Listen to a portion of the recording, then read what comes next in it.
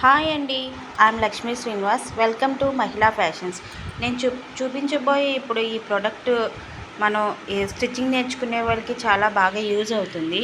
దీన్నే loop tool అంటారు.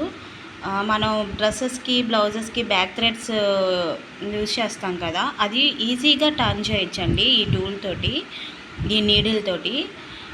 ఇది మీషోలో దొరుకుతుంది. కాస్ట్ కూడా చాలా తక్కువ ప్రైస్. మీకు కావాలంటే ఈ లింక్ నా కామెంట్ బాక్స్లో పెడతాను, ఒకసారి ట్రై చేసి చూడండి.